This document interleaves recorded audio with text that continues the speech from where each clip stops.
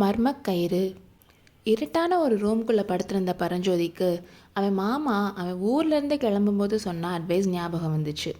அவன் மாமா சொன்ன மாதிரியே காஞ்சிக்கு வந்ததும் பரஞ்சோதி வேலை தூக்கி வீசிட்டான். ஆனால் அது அந்த யானை மேலே போய் விழுந்துருச்சு.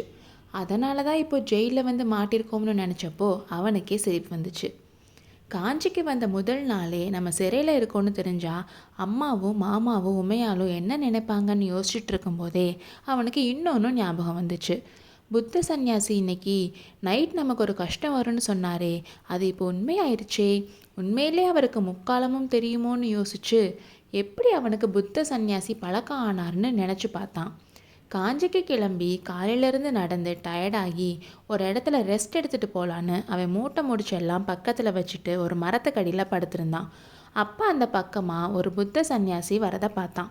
புத்தர்கள் கூடயும் சமணர்கள் கூடயும் பேச்சே வச்சுக்க கூடாதுன்னு அவன் அம்மாவும் மாமாவும் சொல்லி அனுப்பியிருந்தாங்க. அதனால் அந்த சன்னியாசி அவனை க்ராஸ் பண்ணி போகிற வரைக்கும் தூங்குற மாதிரி நடிக்கலான்னு முடிவு பண்ணி கண்ணை மூடி படுத்துக்கிட்டான். கொஞ்ச நேரத்தில் அவன் பக்கத்தில் யாரோ வந்து அவனை உத்து பார்க்குற மாதிரி தெரிய அவன் கண்ணை முழிச்சு பார்த்தான். பரஞ்சோதி யாருக்கும் பயப்படாதவன் தான். ஆனால் அவன் கண்ணை முழிக்கிறப்போ புத்த சந்நியாசி கையில் ஒரு பாம்போட அவனை உத்து பார்த்துட்டு இருந்தார். பாம்போ செத்து போன பாம்பு. உடனே பரஞ்சோதி பரபரப்பாக எழுந்திரிச்சு, என்ன அடிகளே இது, பாம்பை எதுக்காக பிடிச்சிட்டு இருக்கீங்கன்னு கேட்டான். காட்டுப்பகுதியில் இப்படியா தனியாக படுத்து தூங்குறது? நான் மட்டும் பாம்பை அடிக்கலைன்னா இந்நேரம் பாம்பை உன்னை கடிச்சிருக்கும்னு சொல்லி பாம்பை தூக்கி போட்டார். நல்ல வேலை சாமி, நான் என் அம்மாவுக்கு ஒரே பிள்ளை. என் அம்மாவுக்கு தெரிஞ்சால் உங்களுக்கு ரொம்ப நன்றி சொல்வாங்க.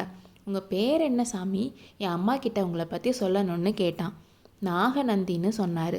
சிறைக்குள்ளே இருந்துட்டு பரஞ்சோதி இதெல்லாம் யோசிச்சு பார்த்துட்டு இருந்தான். அவருக்கு நாகநந்தின்ற பேர் எவ்வளோ பொருத்தமாக இருக்குது. அவர் முகத்தை பார்த்தாலே நாகப்பாம்பு ஞாபகம் வருதுன்னு நினச்சான். அவருக்கு உண்மையிலே ஜோசியம் தெரியுமா இல்லை குருட்டாம்போக்கில் அடிச்சு விட்டாரான்னு தெரியல. ஆனால் அவர் சொன்னதில் பாதி நடந்துருச்சு. இப்போது ஒரு கஷ்டத்தில் சிக்கியிருக்கோம். புத்தரோட அருளால் அது சீக்கிரம் போயிடும்னு சொன்னாரே, அது நடக்குமா? கண்டிப்பாக நடக்கும்னு நம்பினான். ஏதோ தவறான புரிதலால் அவனை பிடிச்சி வச்சுருக்காங்க. உண்மை தெரிஞ்சிருச்சுன்னா விட்டுருவாங்கன்னு உறுதியாக நம்பினான். அதனால் நிம்மதியாக தூங்குவோன்னு நினச்சாலும் பசி அவனை தூங்க விடலை. திடீர்னு அவன் ரூமில் ஏதோ சேஞ்சஸ் தெரிஞ்சிச்சு.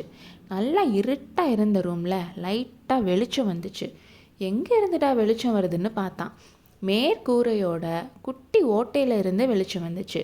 எப்படி ஓட்டை திடீர்னு வந்துச்சுன்னு யோசித்தான். சேச்சா, ஓட்டை முன்னாடி இருந்து தான் இருந்திருக்கணும். நிலா இப்போ ஓட்டைக்கு நேராக வந்தனால வெளிச்சம் வருதுன்னு அவனுக்கு அவனே சமாதானம் சொல்லிக்கிட்டான். இருக்க அந்த ஓட்டை பெருசாகிட்டே போகுது. குட்டியூண்டாக இருந்த ஓட்டை இப்போ ஒரு ஆள் போகிற அளவுக்கு பெருசாயிடுச்சு. திடீர்னு பரஞ்சோதிக்கு மூச்சு நின்று போயிடுச்சு. அந்த ஓட்டை வழியாக நெளிஞ்சு பாம்பு ஒன்று வந்துச்சு. கீழே வந்ததுக்கப்புறம் தான் தெரியுது அது பாம்பு இல்லை, கயிறுன்னு. புத்த சந்நியாசியை பாம்போட பார்த்ததுக்கப்புறம் கயிறை பார்த்தா கூட பாம்பு மாதிரி தோணுது அவனுக்கு. இப்போ மேலே எப்படி ஓட்டை வந்ததுன்னு அவனுக்கு புரிஞ்சிருச்சு. யாரோ தன்னை காப்பாற்றுறதுக்காக தான் இப்படி பண்ணுறாங்க. ஆனால் யாரையுமே தெரியாத இந்த ஊரில் நம்மளை காப்பாற்றுறது யாருன்னு அவன் யோசித்தான். அவன் ஜெயிலில் இருக்கிறது எப்படி தெரியும்னு அவனுக்கு புரியலை. உள்ளே வந்த கயிறு அப்படி இப்படி ஆடிச்சு. தன்னை இதில் ஏறி வர சொல்கிறதுக்கு தான் கயிறு ஆடுதுன்னு அவனுக்கு புரிஞ்சது. இந்த உதவியை ஏற்றுக்கலாமா வேணாமான்னு அவனுக்கு தெரியலை. ஒரு பக்கம் தன்னை காப்பாற்ற நினைக்கிறவங்க யாருன்னு தெரிஞ்சுக்க ஆசையாக இருந்துச்சு. இன்னொரு பக்கம் பசி வேற. சரி போகலான்னு முடிவு பண்ணிட்டான். உடனே கயிற்றின் வழியாக அவன் மேலே ஏறத் தொடங்கினான். அடுத்த அத்தியாயத்தில் சந்திப்போம்.